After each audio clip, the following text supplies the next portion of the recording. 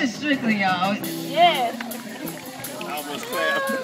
I like to clap too. You want to clap? Mom, please let me. Yeah?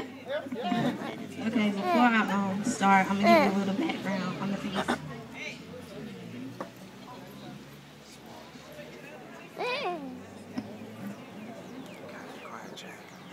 The title of the piece is called Broken in Silence. And when I first started writing it, I was writing it because I thought that I was writing about an experience with a past relationship and being broken by that relationship.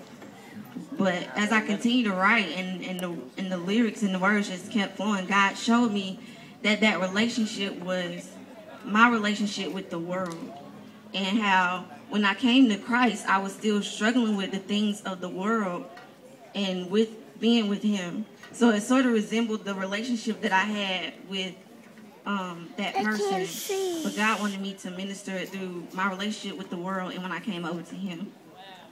So the title of the piece is called Broken in Silence again. And the title of the song that my sister, her name is Christy, do I say y'all can hear? Christy! The title of the song is called Love the Hurt Away. And I'm unsure of who sings it. Donna Lawrence sings Love the Hurt Away. I can't see them go Come on,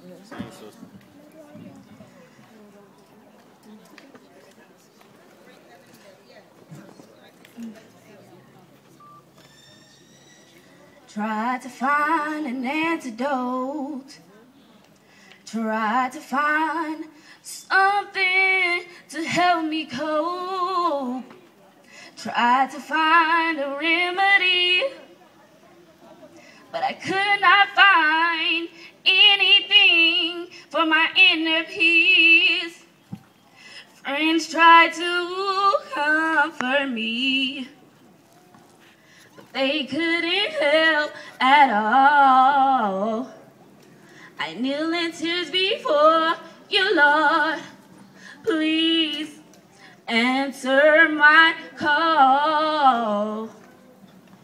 You used to be the one that if I could turn back the hands of time for, I would. I used to sit wishing on a shooting star just to be where you are. I would dream of Mr. Right for so long that when he finally came along, it was hard to wake me because I was still sleeping with you. And it's somewhat painful, but even more so disappointing. I appointed you master of my universe, king of my everything. Your throne awaited you in my heart as your footstool, and you walked all over me. They say every finger has its own print. And I'm guessing it's the same for every shoe because the damage that you left was imprinted on me. And it was obvious that I wanted to make my own truth. I wanted to blame you because like a thief, you stole away in my thoughts. And I naively introduced you to my sanctuary, my temple full of treasures, and you treasured the vessel but neglected the gift. I neglected my gift to love. So innocently, welcoming an intruder into the place of worship. Every security measure breached because I made the decision not to see the mask that you wore right in front of me, you thief, which makes me easy. Because I was easily deceived, even though I knew. Deceiving. I put my heart on the line, expecting it to balance like a circus act, playing with fire, expecting not to get burned, claiming that even if it didn't work, there was a lesson I would learn. Telling myself, everything has a purpose. Whether by accident or on purpose, I purposely played Russian roulette with my destiny and you with a bullet. Click, click, you with a bullet. Click, click, you with a bullet. Click, click, boom. That pierced my mind. Erupting vessels that should not have even been disturbed. I blatantly heard but ignored the signs. So caught up in my feelings, I couldn't see past my feelings. I was feeling myself while he was playing with my feelings. Yes, ma'am. The enemy only desires to steal from me. And like a victim, I sat back thinking that I was helpless, that I couldn't protect me, claiming love hurts. So I accepted defeat. Anything worth fighting for is worth keeping. I convinced myself into thinking because the glorified version of worldly love was just so appealing.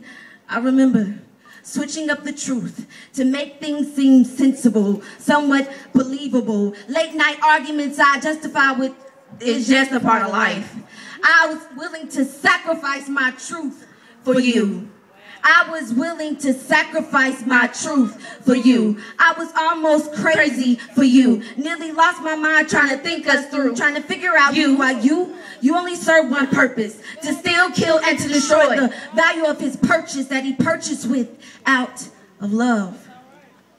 I wanted my Prince Charming so badly that I dressed up a lot in his apparel, appearing to be the love that I so desperately seek through broken promises and through broken promises and alternate meanings. I laid my head in the wrong lap and my strength was stripped from me. Like Delilah, you deceived me, working for my enemy. But just like David, I'm going into the enemy's camp to take back everything that he stole from me. Every piece of love he tried to withhold from me. Forgiving the one that I put in the place of my first love who deceived me. Just the thought of loving you used to hurt me. I could feel the tears. I could feel the tears slowly clogging my vision, almost causing impulse gagging, regurgitated lies that left marks from where your words turned against me, slit my wrist with your memory, bleeding blood clots that was caused by a heart injury. But God loved every broken piece of me, created a new one, and then surgically switched them out for me. It hurts to heal. So the pain painfully transformed the strength in me. And although the process seemed quiet, because I was broken and silent, I have the victory. Because now I understand. Now I understand that only God can rebuild the pieces after the world has left me hanging. Damaged goods, but he saw my value. Damaged goods, but he saw my value. Shattered by life and its issues. So shattered by life and its issues. But he showed me that I was made in his image. So his reflection is no longer tattered but whole. Because even though I can still feel the sting from where the enemy tries to throw the glass of my past in my face, I know that God is willing and more than able to love the hurt away. God, I'm coming to you. You are the lover of my soul. Make me whole. I need you to kiss these tears on my face.